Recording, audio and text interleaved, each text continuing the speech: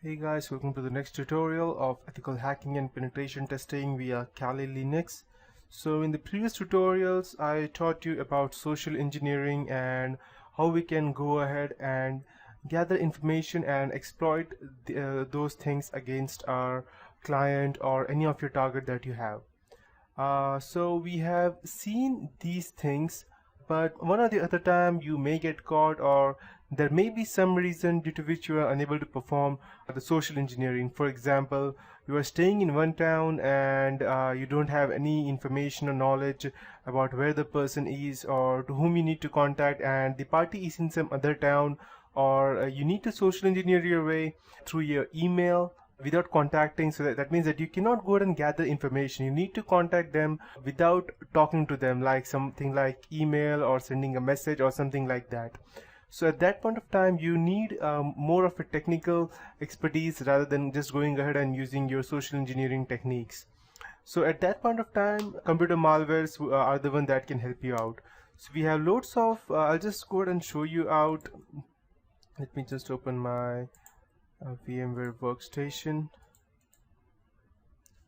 So there are n number of tools in KaliLinux which has I believe around 1000 exploits and viruses that can go ahead and help you in attacking different types of systems. So I would be showing you two of the most important.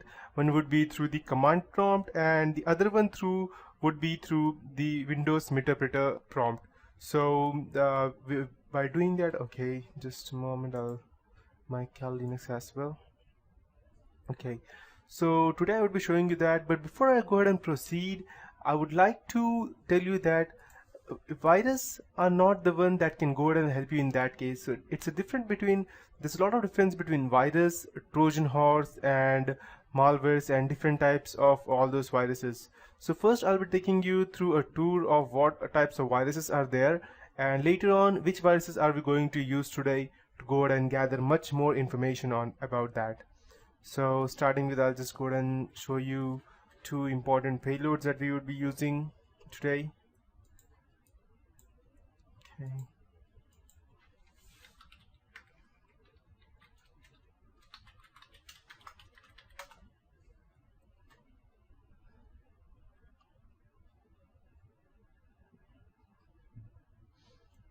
Okay, this was the one that I created yesterday. So I'll just delete that. And as you can see under social engineering toolkit,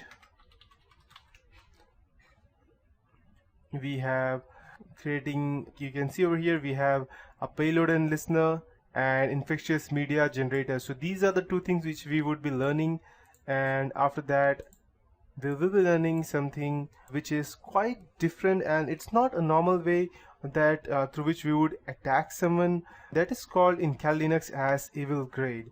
So that's the name of the software. So I'll just go ahead and run this, and this is what we'll be learning next time onwards. So I'll just check if, okay, perfect. And perfect. So as you can see, when I type show modules, you have n number of applications over here. APT that's for Windows, APT that's for Linux, CCleaner, BS Player, BlackBerry, and well, these are for Windows. Nokia software, Notepad Plus, OpenOffice. So we have all-in-one evil tool kit over here. And one more thing that I would like to ask you that is, before you go ahead and download any other Trojan along with the rootkit from the internet, just go ahead and install the RK Hunter in your operating system, just to make sure that no one else is actually spying on your system. You need to make yourself first secure in order for them to go ahead and do that. So you need to install the Rootkit Hunter, and I'll be showing you that, not now, by the end of this tutorial I'll be showing you that.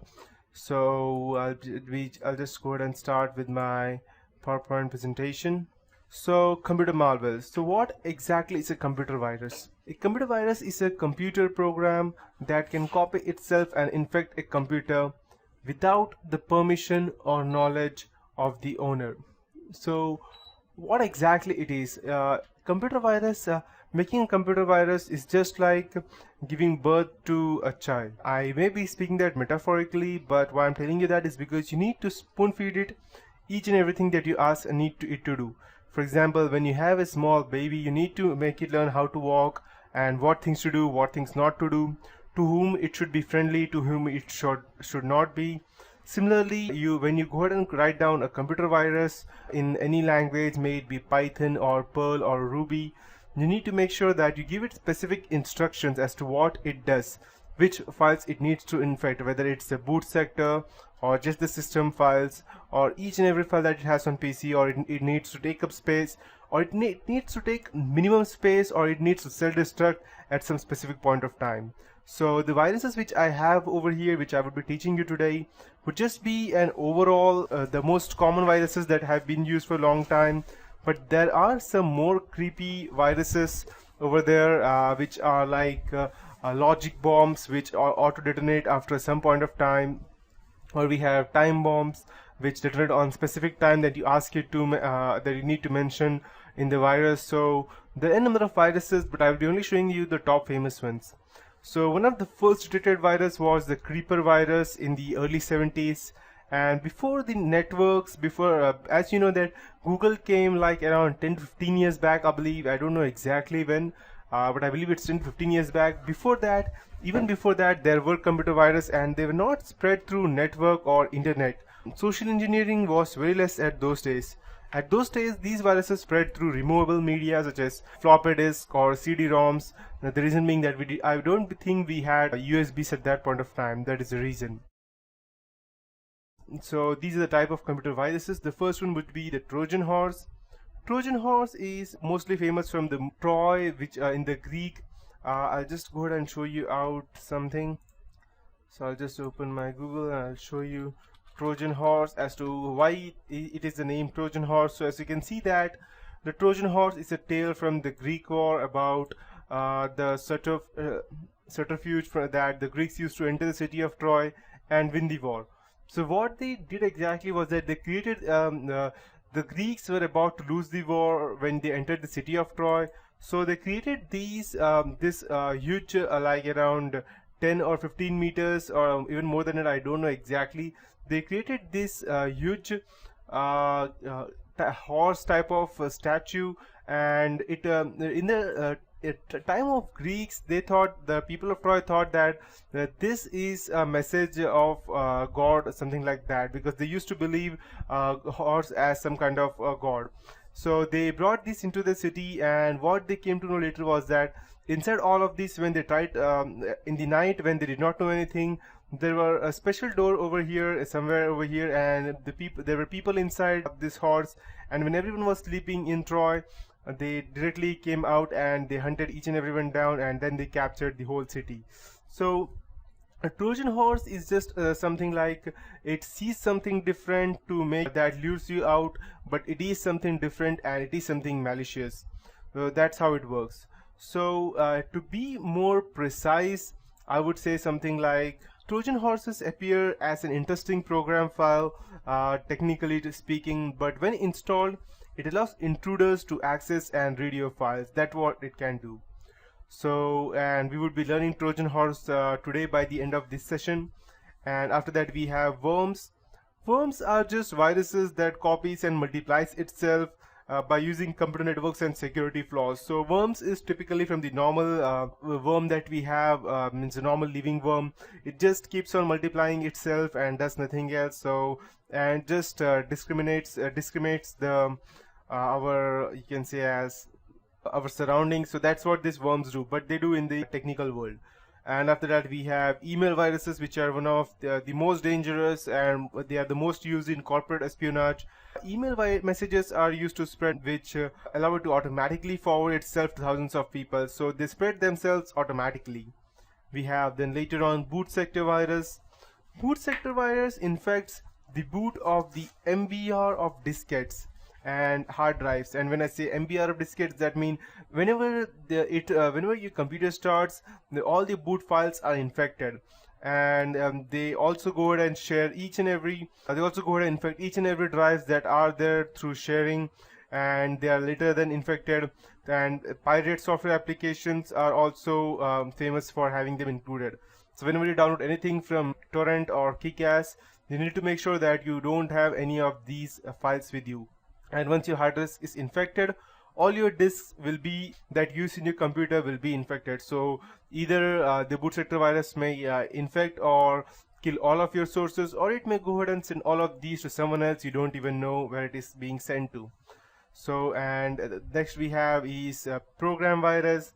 Program virus is a specific kind of virus. It becomes active when the program file, usually the extension something like .bin or .com, that's .com, .bin, .exe files are executed. They carry the viruses, but it does not affect itself. The person who has this specific file in the PC, they need to go ahead and activate that, and then it starts, and then the program starts, program activates, and it starts making copies of itself, and then it will infect other programs on the computer. And we have then the multi-party virus. It is quite a dangerous virus, and it is a hybrid of a boot sector and program viruses.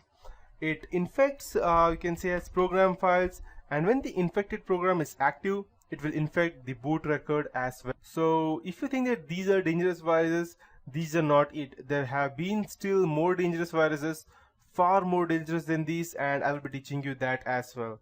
And these are the most dangerous viruses of all types: the stealth virus, the polymorphic, and the macro. And out of these three, the stealth and the polymorphic are the most dangerous viruses after macro. Macro viruses are programmed as a macro embedded in document, and they're usually found in OpenOffice, or not even OpenOffice. Mostly it's found in Microsoft Word and Excel. And once it gets to your computer, every document you produce will become infected and relatively new type of virus, and it may slip by your antivirus because macrovirus is the latest in the city, and you don't even know what exactly it is. So if you don't have the most recent version installed of your antivirus may not even detect this kind of virus. That's the reason. Then we have stealth viruses. Stealth viruses disguise itself to prevent from being detected by another antivirus. It alters its file size or conceals itself in memory. If that is not dangerous enough, then if you go ahead and provide another dangerous virus along with that, such as macro virus or multi-party virus, it may even go ahead and alter the memory of that specific virus. So it will keep itself and the other virus in the stealth mode, and then it will attack your computer. So you won't even know whether your computer won't even run slow. It will be in the normal process, normal speed, but later point of time it will all of a sudden stop working. So that's how it will work. And the most dangerous of all would be the polymorphic virus. Polymorphic virus acts as a chameleon. It changes its virus signature, binary pattern, every time it multiplies and affects a new file. So in short, let me just show you a diagram. There was a famous diagram on the internet that I was looking some days back. So just let me check if my net is on. Yeah, perfect.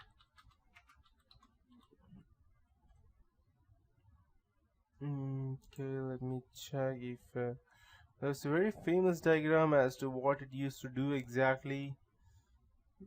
Okay, I don't think I had it over here.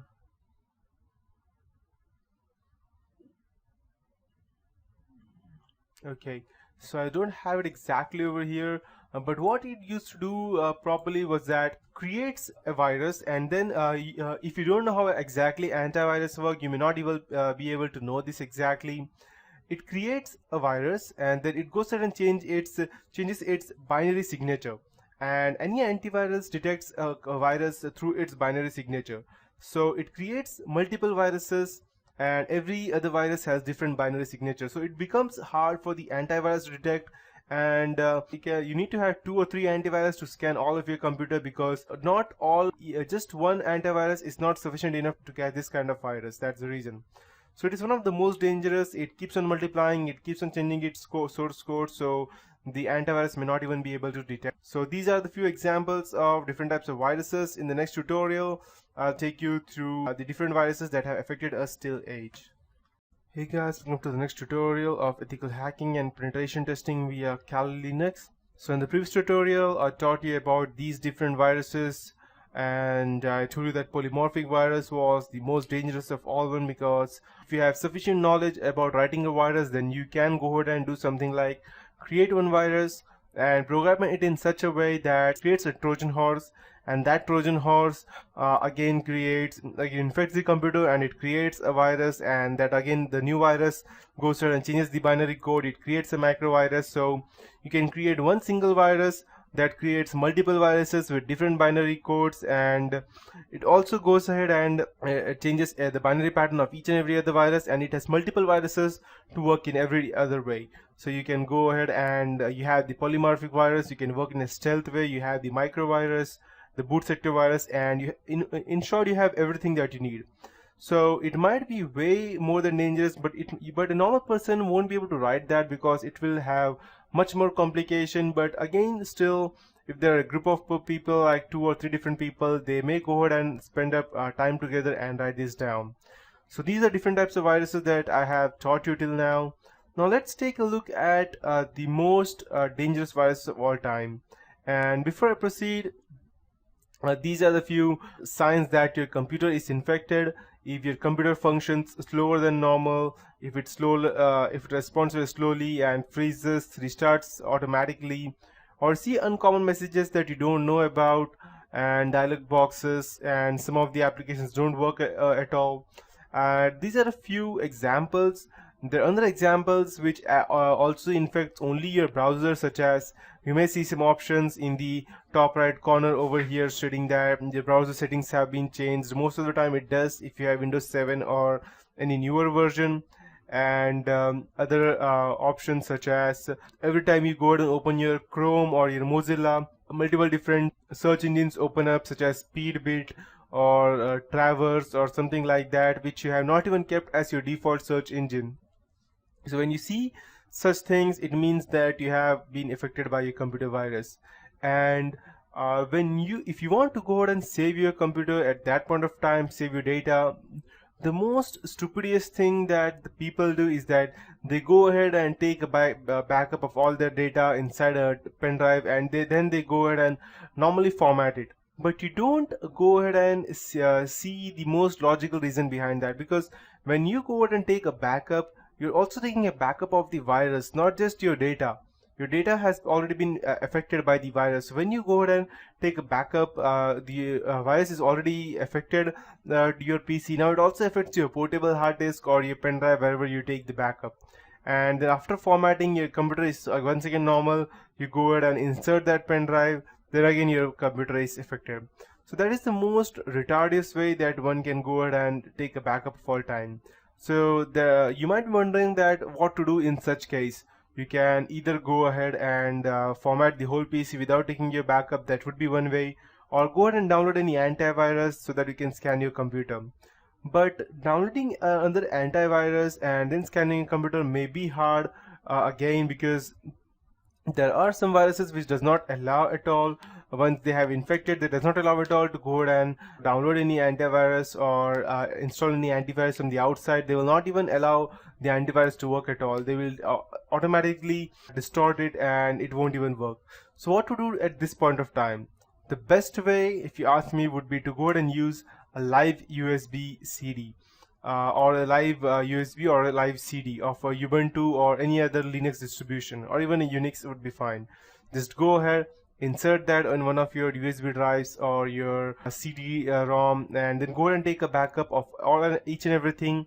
Remove that pen drive, go ahead and format your PC. And now don't go ahead and copy all of these things again to your computer, because the pen drive that you have also has the virus. So this point of time, go ahead, insert the live disk, insert live disk or live USB, insert another pen drive, and take a look at all of these things and each and everything inside that, or what are all the things you want.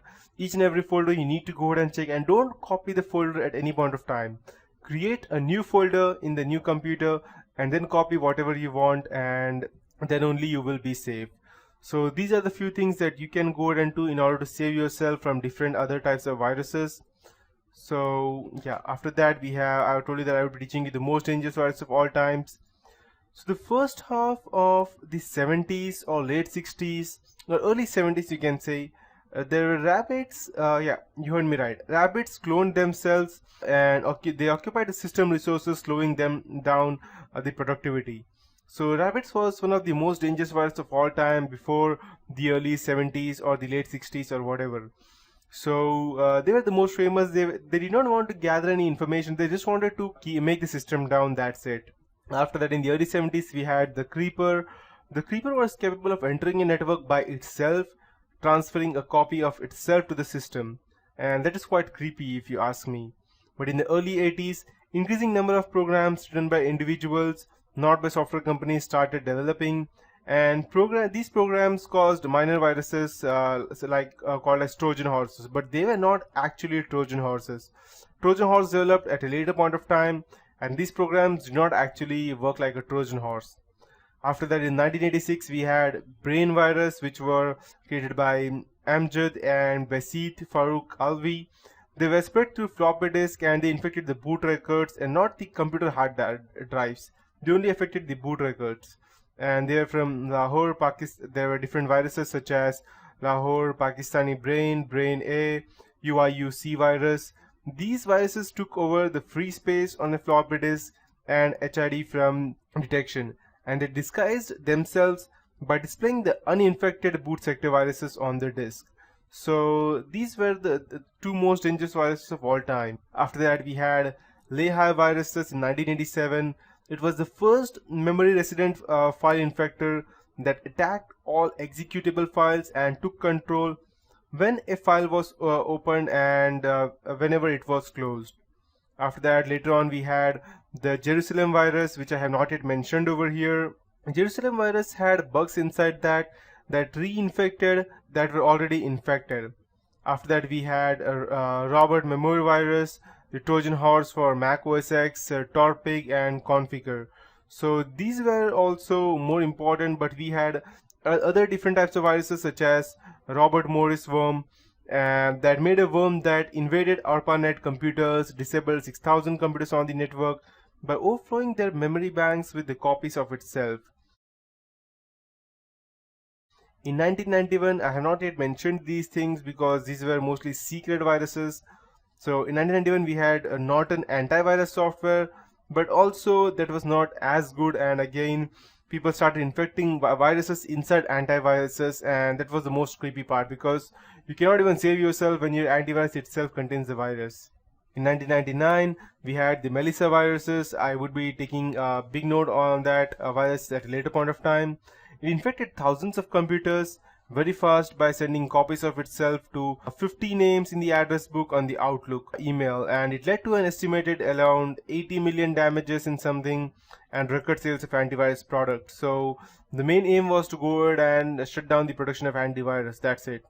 In 2000, we had the I Love You virus, which was sent by email and infected 10% of the computers in only in one day, which is created by a young Filipino computer student. Although the computer student did not get punished because the Philippines had no law against hacking, which led to the European Union's global cybercrime treaty that we have today.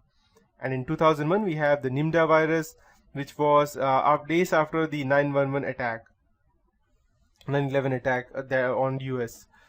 So in 2004, the most famous virus of all time came into existence. That was MyDoom, and MyDoom spread through emails and file sharing software.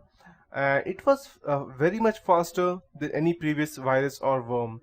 And so after around 2 to 3 years, this most famous virus came, and it allowed hackers to access the hard drives of the infected computer. An estimated 1 million computers running Windows were affected by the fast-spreading Caesar computer worm. And the worm does not cause irreparable harm to the computer's data, but it does slow down the computer and cause some to quit or reboot without explanation. So you won't even know when that's happened. Then in the later part of 2006, we had Trojan horse for Mac OS X, and people used to think that Mac OS X was impenetrable and no one can actually go and hack into that, but later on, even that belief were crushed by these hackers. They created the first ever malware Trojan for Mac OS X, and later on they started developing these things. In 2008, we had Torpig. Torpig is a Trojan horse which affects Windows, turning off antivirus applications. It allows others to access the computer, modify the data, steal confidential information, and install malware on the victim's computer. And in 2009, we had Configure. configure infected around from 9 to 5 million Microsoft server systems, French Air Force, Royal Navy warships, submarines, the Sheffield Hospital Network, UK Defense of Ministry, and many more. So these are the different types of all viruses, but over here the most important and dangerous virus of all time were two. They were Melissa and the love bug. So these before I go ahead and explain it to you what these viruses do, these are how the viruses work. First, the virus arrives as email attachment or something looking as a Trojan horse. Then the email attachment may contain the email exactly won't be sent as MP3 or JPG or DOC, because nowadays Google directly scan these files. So they go ahead and encrypt these things inside WinRAR or attachment, something like that, a zip file, and when you go ahead and extract it, you will find an MP3 or MP3, JPG, or a doc document. And when you go ahead and run it, the infection starts, and it not only starts on your computer, it will convert your computer into a botnet. So the attacker will go ahead and control your machine, and he will start sending these viruses from your machine to other computers. So your machine will be the king machine, and these will be the slave bots which would go ahead and be accessed from your computer. So if any person tries to go ahead and does any wrong or uses these things for wrong purposes, such as stealing anything, tries to use it for theft, then you will be the person who will be caught, because you are the king bot and these are the slave bots. That's the reason. And finally, when the payload hits, at some point after the trigger, the virus performs what it's programmed for, and inserting jokes into your documents and loads of other things. And again it goes on, it's some kind of a loop, it goes on achieving the same things again and again. So these are how the viruses work. And finally, I'll now teach you the Melissa virus, which was it was just another virus that fired up the media. Was Melissa. It's a Word macro virus, Microsoft Word macro virus. When people received the host Word document via email and opened it, the virus sent a copy of itself to the first 50 people in the victim's address book. So if you go ahead and let's say, for example, as I told you previously, I'll just go to the previous slide.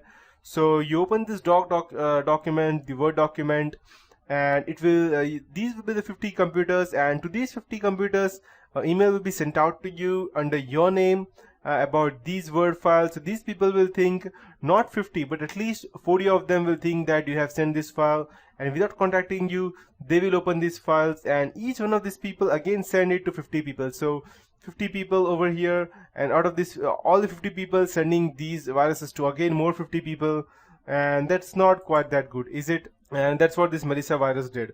So it was very easy for itself to go and spread them. It was named after a topless dancer in Florida, the Melissa virus. It crashed the email servers of corporations and huge governments in different spots around the world. And the computer emergency response team, set up after the Robert Morris mugged up the internet with his worm in 1988, estimated that this virus at least hit a total of 1 lakh computers in its first weekend itself. And then later on, David Smith posted the infected virus as an all-period sex Usenet group using a stolen AOL account. Initially, he entered a plea of innocence, but after being confronted with a maximum of 40 years of sentence in prison, he eventually pled guilty and he received a much reduced sentence. So you can go and search for David L. Smith, because he was the creator of that virus, and later on he was sentenced for some 5 to 10 years of prison. And after that we had the final virus of Love You and Love You Bug virus. By almost any measure, the so-called Love Bug was the most damaging and the costliest virus ever. I don't know who comes up with these random figures, but according to the Reuters, the Love Bug costed around 15 billion in the lost productivity in the whole world. And this spreads even faster than the Melissa. But unlike Melissa, it would mail itself to everyone in your Outlook address book, and to everyone, not just 15 people, most of whom would probably be delighted to read about how you love them, and not just the first 50. So moreover, it would just gobble up the certain media file stored on your hard drive. So any contact information that it finds, may it be in your email or anything else, it will just go ahead and spread itself to that random stuff, and it will affect everything. So these were the different types of viruses, and that's it for this tutorial. In the next tutorial, I'll be teaching you about how we can go ahead and actually infect someone else's computer. Hey guys, welcome to the next tutorial of ethical hacking and penetration testing via KaliLinux. So before I just go ahead and proceed with actually infecting my own VMware computer, Windows computer, I would just like to tell you how, or if someone else tries to go ahead and hack into your computer, may it be Linux or Windows, how to save it yourself. Always use the most latest antivirus and have it updated at every point of time. Be aware with the latest software updates and your security updates for either your Linux or your Windows distribution. And don't open emails and attachments that you don't know of. May it be you're running a Linux or you're using a Windows operating system, it doesn't matter. Just don't go ahead and open that. Straight away delete that, and don't even check the emails that you don't know. Always check the updates of your antivirus regularly, and make sure the antivirus you have installed is not any random antivirus from your torrent. Always go ahead and buy them, because anything you go ahead and download from torrent or from Pirate Bay, they may already have been infected, and if instead of going ahead and protecting your computer, you may yourself go ahead and invite a Trojan horse to go ahead and destroy your own computer. And that's not it from my end. The most important thing that I'll tell you, in case you are using any version of Linux, just go ahead and install the Rootkit Hunter, so that even if you had any other virus inside your computer, you may be able to still go ahead and save yourself. So just go ahead and type apt-get install and just type rkhunter, rk hunter, and just type yes and hit enter, and yes. Okay, I think I'll have to run apt-get update first. I have not yet updated since a very long time.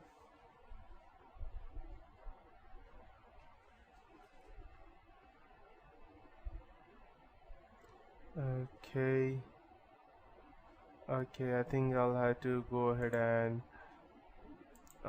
use my username password to first access my internet. Just let me start it.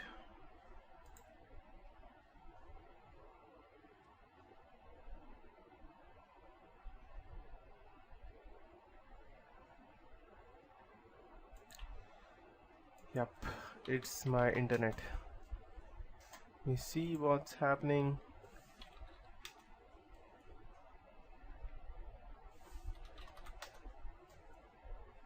Okay, need to enter the username password, I believe.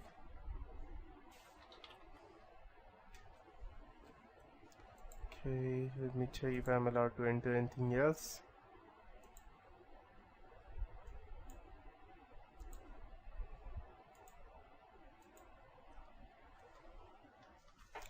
Okay, I'll just go ahead and log in it over here. Okay, perfect. Proceed. Now let's check. Get install RK Hunter. Now I'll just first go ahead and update everything. Okay, perfect. It's working right now.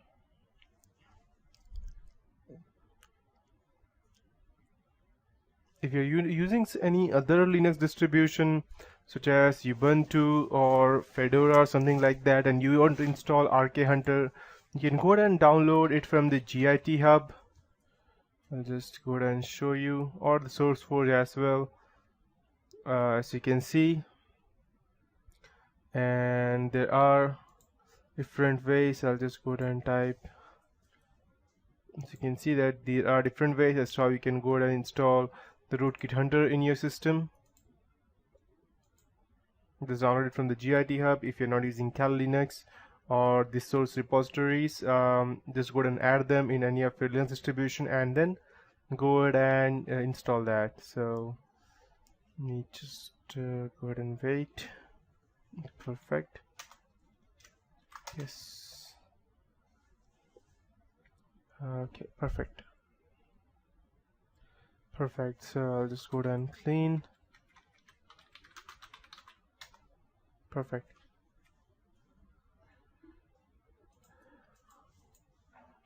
Okay, perfect. And if you want to update the RK Hunter, then just about RK Hunter and -update. Okay, inward option update. Let me check if I could run this. Okay, just go ahead and type C and it will automatically check all the commands, and it will just go ahead and detect everything, whether you have been infected or not. It will scan each and everything from over there. Perfect. It will what it's doing in short is that detecting whether anyone else has not created a backdoor under your computer and anyone else does not have a rootkit under your computer. That's what it does exactly. As you can see, there was nothing found over here.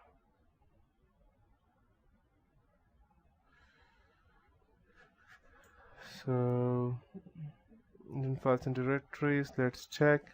There have been only just warnings about this such root access and nothing else, so you can just go and ignore that. The reason being that I have run this through root, and if I had run this through any other user, it would simply have run without warning. The only thing we got this warning because I run it actually through root. Okay, so yeah, perfect. So now let's start with going ahead and gaining access into someone else's computer. So we make sure that you have Windows 7 active over here. What we will be doing is that we would be creating a simple virus. We would be sending it on our Windows 7 computer, and then we would be going ahead and modifying stuff just from over here. So that would be it for this tutorial. In the next tutorial, I would be actually going ahead and running these viruses and get access to the Windows 7.